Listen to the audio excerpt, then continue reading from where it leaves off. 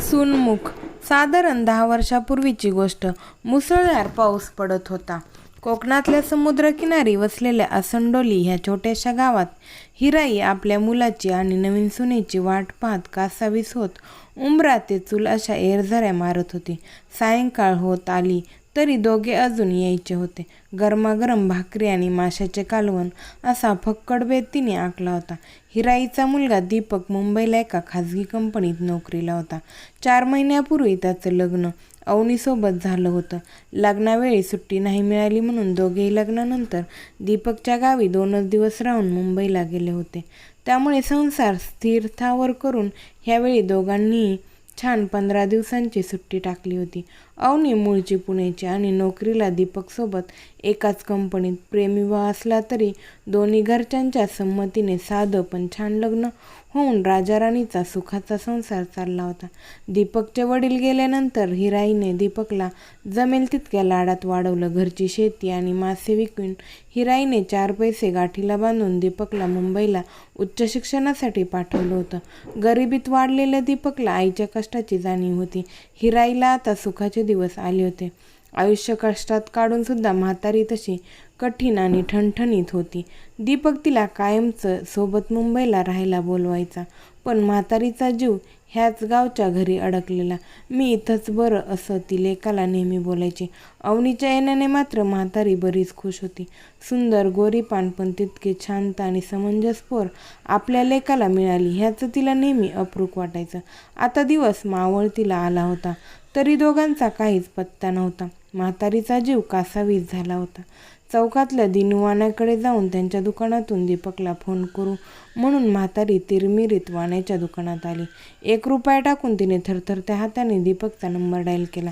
एव्हाना तिच्या हातांना दीपकचा नंबर सरावला होता. खूप प्रयत्न करून फोन लागेना. अव म्हातारे, पाऊस पडतोय रेंज नसते तुका, काळजी लागून राहिली लेखाची, येईल ग तो, असं दिनू वाण्याने बोलताच म्हातारी स्वतःची समजूत घालत परत घराकडे वळली. दीपकने रात्री फोन केल्याप्रमाणे दोघे पहाटेच्या एसटी बसने कणकवलीला उतरून दुसरी एसटी पकडून संध्याकाळपर्यंत गावी येणार होते म्हणून म्हातारी काळजीत पडली होती. मुसळधार पावसाने वीज गेली होती. म्हातारीने दिवा लावून देवासमोर अगरबत्ती लावली. मिनमिनत्या उजेडात बिचारी स्वयंपाक आटपून वाट पाहत होती. तितक्यात फाटकाचा आवाज आला. म्हातारीने लगबगीने दिवा दारात नेला तर मोठी बॅग घेऊन पकडून चिंब भिजून दमून भागून आलेल्या अवनीला पाहून म्हातारीचा आनंद गगनात मावेना. दोघी तिथंच एकमेकींना बिलगल्या. दीपकला शोधत तिने अवनीला विचारलं, दीपक कुठं दिसेना ग पोरी? अवनी नेहमीप्रमाणे गोड हसली आणि म्हणाली, चला आत सांगते. हिराईची काळजी पाहून आत आल्या आल्या अवनीने तिच्या हाताला धरून सांगितलं, आई काळजी करू नका. काल संध्याकाळी तुम्हाला फोन केल्यावर रात्री त्यांना बॉसचा कॉल आला की तुझी रजा 2 दिवसांनी घे, कारण ऑफिसमध्ये एक महत्त्वाचं काम आहे, ते तू करून जा. मग ते मला म्हणाले की आपण 2 दिवसांनी जाऊयात का? तर मीच म्हणाले की तुम्ही तुमचं काम आटपून 2 दिवसांनी या. मी पुढे जाते आणि आईसोबत छान वेळ घालवते.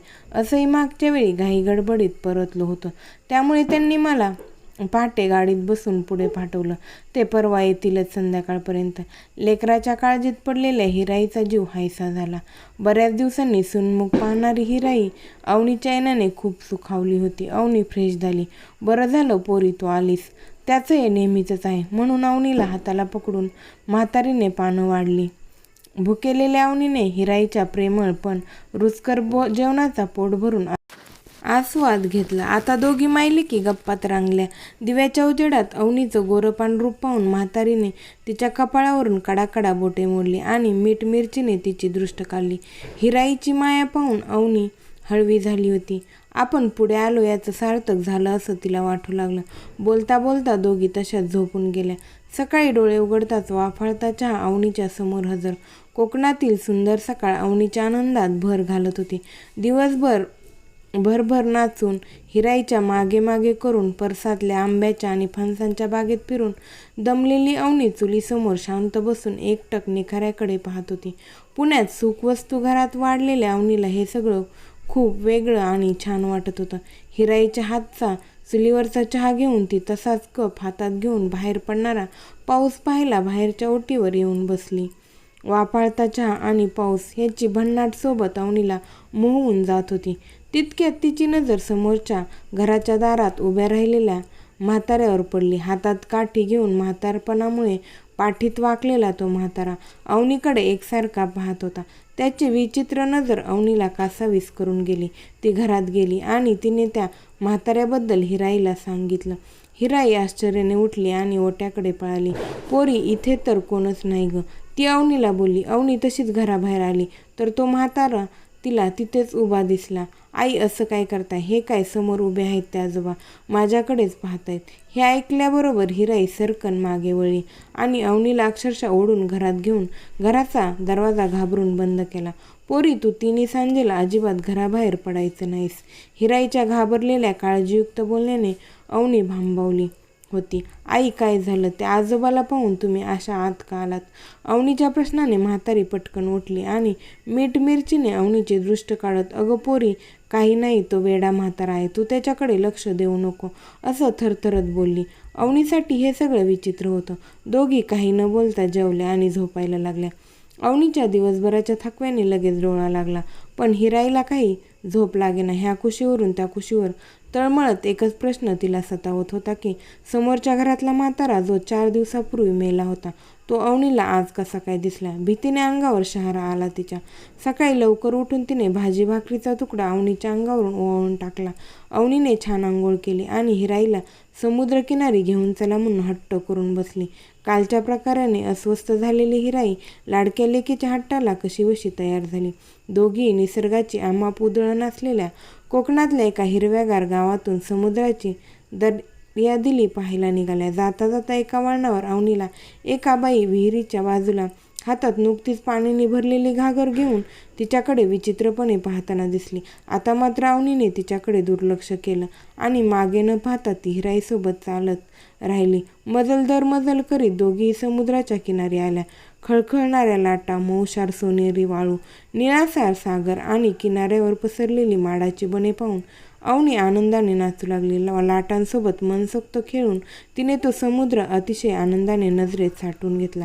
निसर्गाच्या सुंदर रूपाकडे देवाने बनवलेला एक सुंदर जीव तितक्याच सुंदरतेने निसर्गाचा आस्वाद घेत होता. अवनीचं मनोहारी रूप त्या मनमोहक सागराने अजूनच सुंदर बनलं होतं. पोरी, तुझ्या नवऱ्यासोबतच ये ग परत इथं, असं म्हणून हिराईने तिला परतीचा इशारा केला. दोघी आता घराकडे परतू लागल्या. त्याच वळणावर तीच बाई अवनीला परत दिसली. आता मात्र ती बाई अवनीकडे विचित्र नजरेने पाहत हाताने इकडे ये असा इशारा करत होती.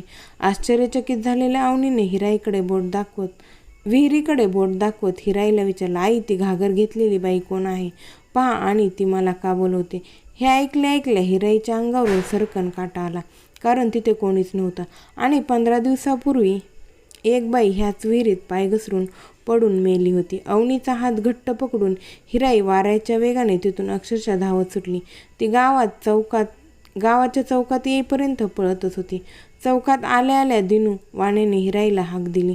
अहो म्हातारे, तुझ्या लेकराचा फोन येऊन गेला गो. हिराईने येते परत इतकंच बोलून न थांबता झपाझप पावलं टाकीत घर गाठलं. अवनीला हातपाय धुवायला लावून सगळ्यात आधी तिची मीठ मिरचीने दृष्ट काढली. देवासमोर समई लावली. अवनीचा चेहरा हातात घेऊन तिला घराबाहेर न पडायला सांगून ती दिनूवाण्याच्या दुकानाकडे लगबगीने निघाली.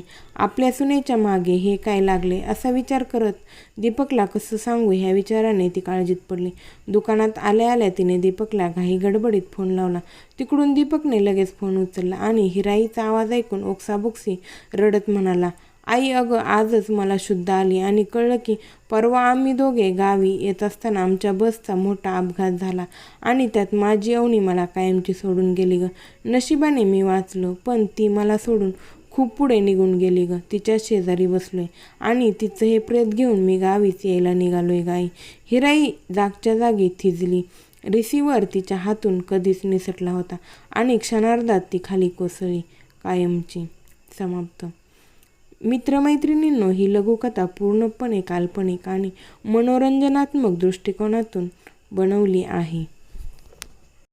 तुम्हाला ही कथा कशी वाटली हे कमेंट करून सांगायला अजिबात विसरू नका.